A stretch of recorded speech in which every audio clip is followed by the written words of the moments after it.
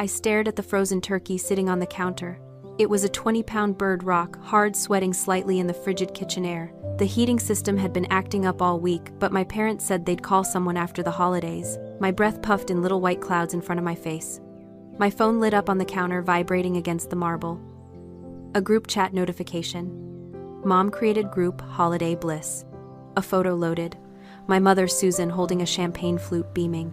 Next to her, my father Jeffrey looking relaxed in a linen shirt. And in the background, my twin sisters Ashley and Jessica already wearing oversized sunglasses, clinking glasses in what was clearly a first-class cabin. The caption read, "Finally some peace." Then a text message followed, simple and efficient. "Boarding now, see you in 10 days. House alarm is set, don't wait up." I looked back at the turkey. I was 13 years old. I didn't know how to cook a turkey. I didn't know how to fix a furnace. And apparently I wasn't worth a plane ticket. I didn't cry. I didn't text back asking why. I just stood there in the cold, realizing that family was a word they used when it was convenient, and right now I wasn't. Drop a comment and let me know where you're listening from and what time it is for you right now. I'd love to know who's part of our community. The silence in the house was heavy, like a physical weight pressing against my eardrums. I couldn't cook the turkey, so I found a frozen burrito in the back of the freezer. It was old, the wrapper coated in frost, but it was calories. I put it in the microwave and pressed the button. The hum of the machine was the only sign of life in the entire house. Then with a sharp pop, the hum died. The little yellow light on the display vanished. The refrigerator motor shuddered and stopped. The power was out. I stood in the sudden absolute darkness of the kitchen. The cold, which had been creeping in from the edges of the room, now seemed to rush forward to claim the space. My breath was invisible now, lost in the black. I didn't scream. I didn't panic. I just calculated. I had a coat. I had blankets. I could survive the night if I stayed in one room. That was when the light swept across the kitchen window. Twin beams of high-intensity white light cut through the darkness, illuminating the dust motes dancing in the freezing air.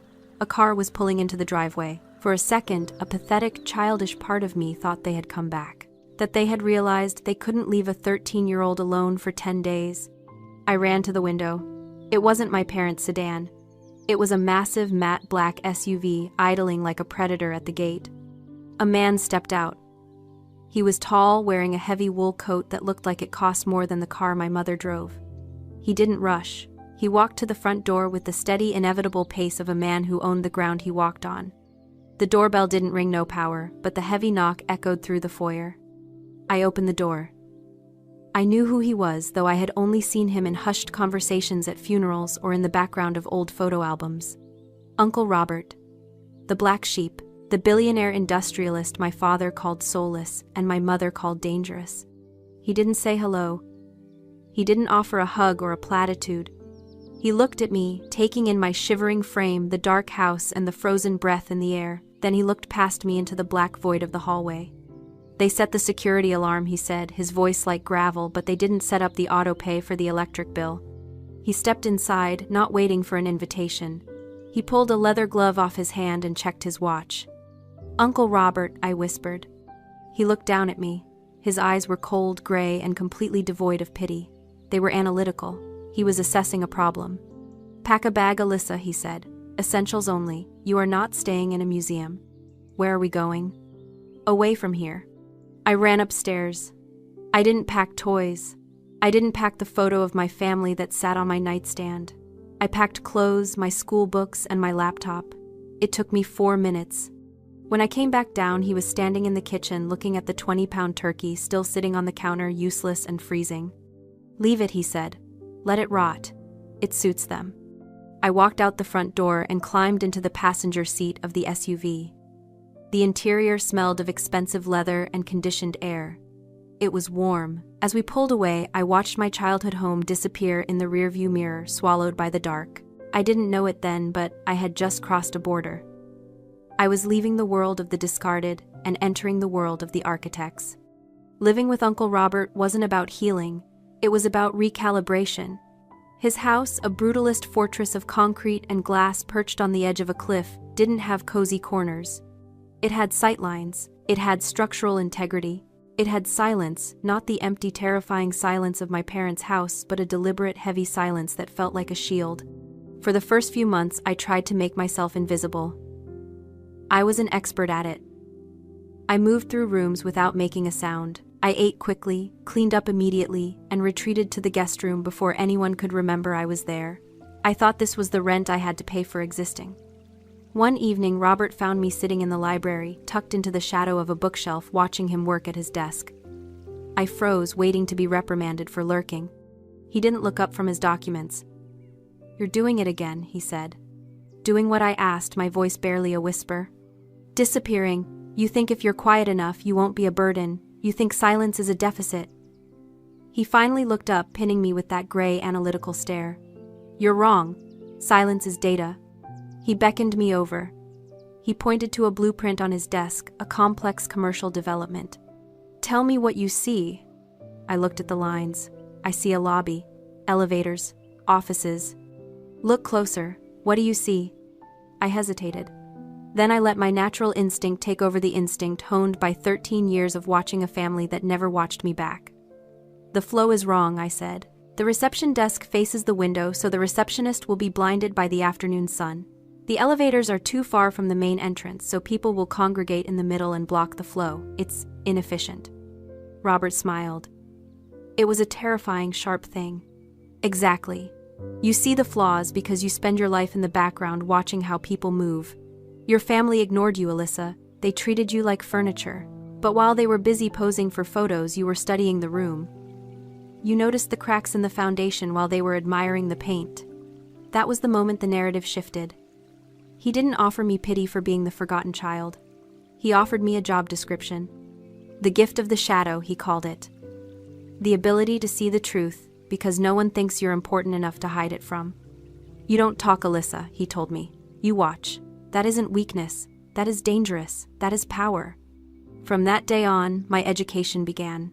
He didn't buy me dolls or video games. He bought me books on structural engineering, contract law, and negotiation tactics. He taught me that architecture wasn't just about buildings. It was about controlling behavior.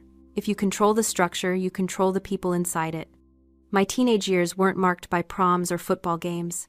They were marked by site visits and board meetings, where I sat in the corner taking notes on who was lying and who was desperate. I stopped checking my phone for texts from my mother. I stopped looking at the photos of their vacations in the Bahamas or the Alps. Those glossy images were just facades, and I was learning to look past the cladding to the rotting beams underneath. I wasn't the abandoned daughter anymore. I was a project under construction, and the foundation was being poured with concrete, steel, and absolute cold resolve. By the time I was 16, I had learned more about leverage than most adults learn in a lifetime. But there was one lesson left. I needed a workspace. My desk was a card table I'd salvaged from the basement, and it wobbled every time I erased a line. I found Robert in the solarium, reviewing quarterly reports. "I need a new desk," I said. "And a drafting lamp. The lighting in my room is insufficient." He didn't look up. "How much?" $800. I blinked. He wasn't stingy. He drove cars that cost more than houses. Why not? Because buying you furniture teaches you nothing. Building it teaches you everything. He slid a check across the table. It was for $5,000. "This is your budget. I don't want you to buy a desk, Alyssa. I want you to design a sanctuary." He looked at me then, his eyes boring into mine. "Your family made you feel unsafe in your own home. They made you feel like a guest who overstayed their welcome. I want you to build a room where you are the authority, where you feel untouchable. If you can build that, you can build anything." I took the check. I spent the next 3 months obsessed. I didn't just buy furniture. I curated an environment. I tore up the carpet to reveal the concrete subfloor. I painted the walls a deep slate gray that absorbed the light rather than reflecting it. I designed a custom L-shaped desk and hired a local welder to build the frame, negotiating the price down by pointing out flaws in his previous work. I installed soundproofing.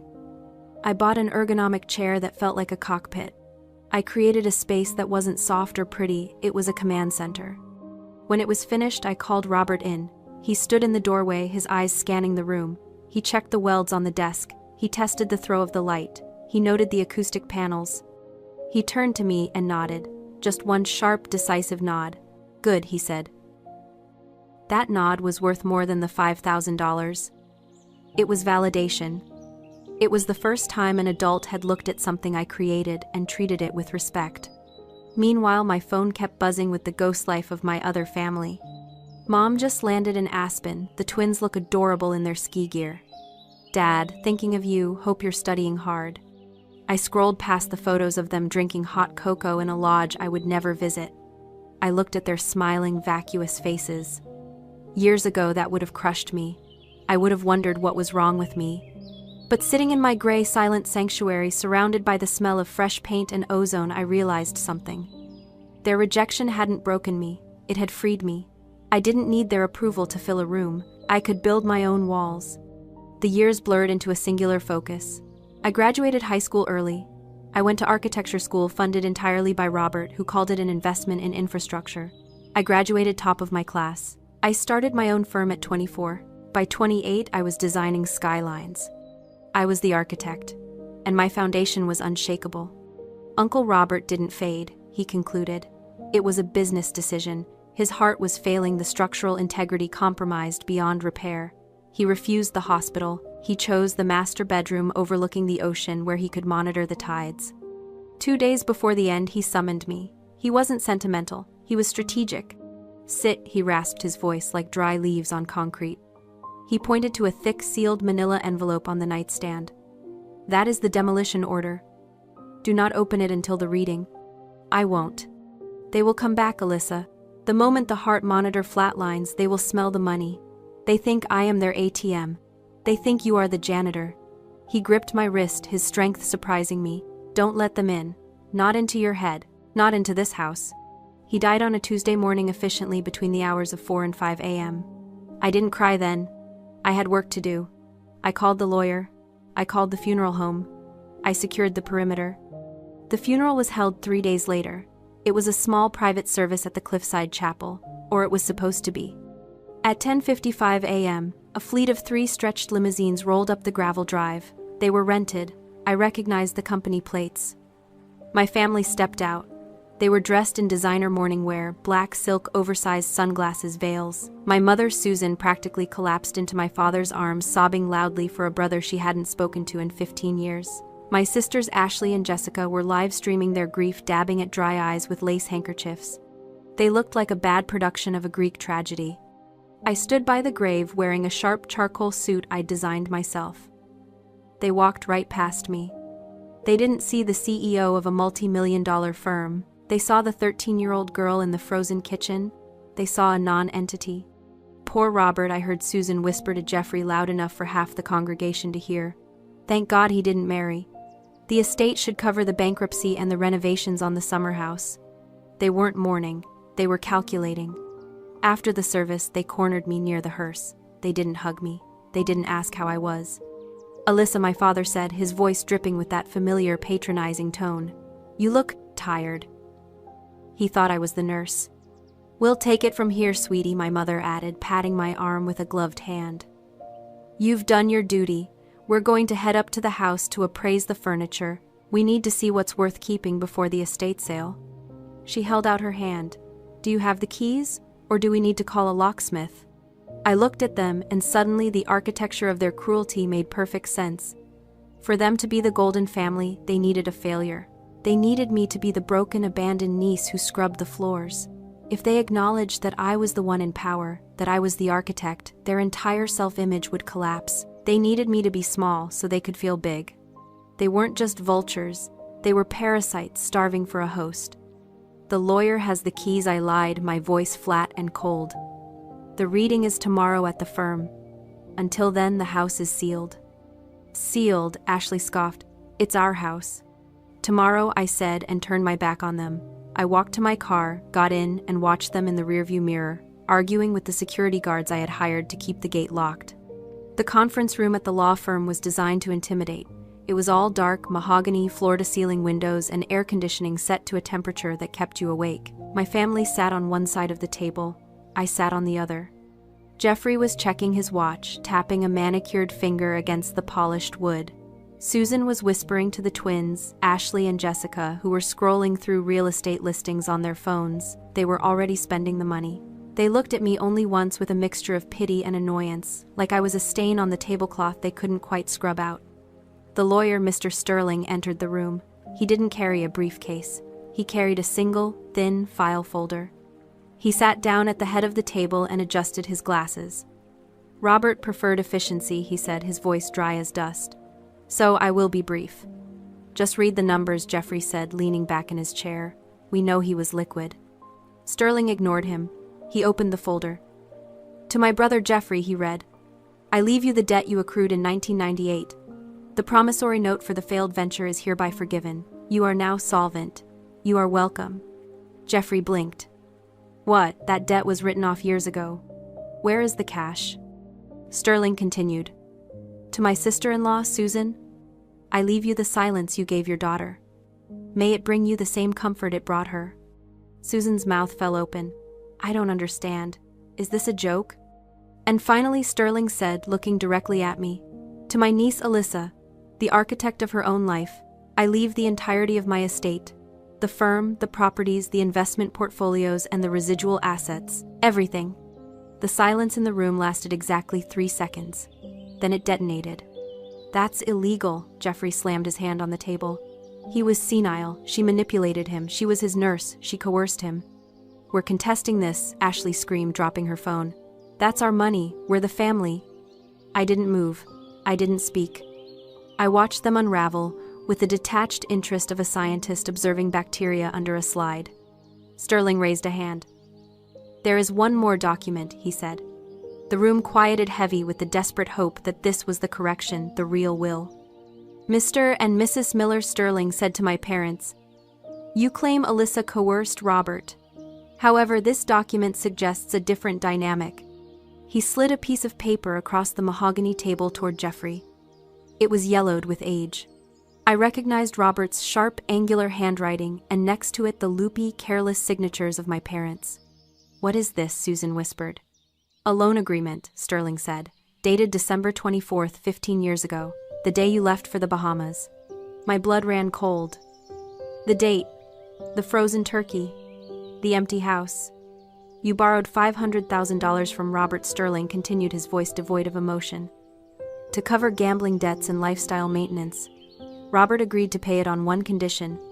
He pointed to a clause at the bottom of the page. Collateral, Sterling read.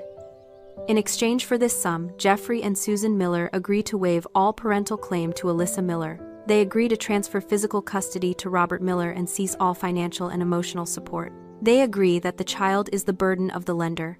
The world stopped turning. They hadn't forgotten me. They hadn't just been negligent. They had sold me. I looked at the paper. $500,000. That was my price tag. That was why they never called. That was why they never came back. It wasn't because I was unlovable. It was because they had cashed the check. I looked up at my parents. I expected to see shame. I expected to see regret. Instead, I saw annoyance. We were in a bind, Jeffrey said, his voice rising in defense. He had all the money. It was the only way he would help us. We did what we had to do to survive. We gave you a better life, didn't we? You lived in a mansion. We sacrificed you, Susan cried, tears streaming down her face, tears for herself. It cost you exactly $500,000, I said. My voice didn't shake. It was the voice of the architect. And you spent it all. This is entrapment, Jeffrey shouted at the lawyer. He can't hold that against us. We want our share. You got your share, I said. I stood up. The chair scraped loudly against the floor. 15 years ago, you traded a daughter for a lifestyle. The transaction is complete. I looked at the document one last time. It wasn't a tragedy. It was a receipt. The room was silent, save for the hum of the air conditioning. I stood there looking down at the people who had given me life and then sold it for a quick payout. I didn't feel anger anymore. I felt clarity, the kind of clarity you get when you finally see the structural flaw in a building that's been doomed from the start. Alyssa, my mother whimpered, reaching a hand toward me. Please. We're your parents. I looked at her hand. It was trembling, not with love but with the desperate realization that the ATM was closed. No, I said, you're borrowers. And your credit is no good here. I turned and walked out of the conference room. I didn't look back. I walked through the lobby of the law firm, past the receptionist, who nodded respectfully, and out into the bright, blinding sunlight of the parking lot. I got into my car and drove. I drove past the city limits, past the suburbs where families were living lives I would never understand, and up the winding coastal road to the cliffside house. My house. When I arrived, the gate was open. Security was escorting a familiar black sedan off the property. My parents. They had come straight here hoping to. What beg, steal, break in? I stopped my car in the driveway and got out. Jeffrey saw me. He rolled down his window, his face twisted with rage. You ungrateful little... Get off my property, I said. My voice was calm. It carried over the sound of the ocean below. Or I will have you arrested for trespassing. This isn't over, he screamed as the security guard waved him forward. We'll sue, we'll take everything. You already took everything, I said, and you spent it. Now get out. I watched them drive away, their taillights disappearing around the bend. Then I turned back to the house. The brutalist concrete structure rose against the sky, stark and unyielding. It wasn't warm, it wasn't fuzzy, but it was strong. I walked inside and closed the heavy front door. I turned the lock. Click. It was the most satisfying sound I had ever heard. I walked to the kitchen, opened my laptop, and logged into my contacts. Susan Miller. Delete. Jeffrey Miller. Delete. Ashley Miller. Delete. Jessica Miller. Delete. One by one, I erased them. I blocked their numbers. I filtered their emails to trash. I dismantled the connection with the same precision I used to draft blueprints. I closed the laptop. The house was silent. The table in the dining room, the massive mahogany table where Robert had taught me how to negotiate, how to plan, how to win, was empty.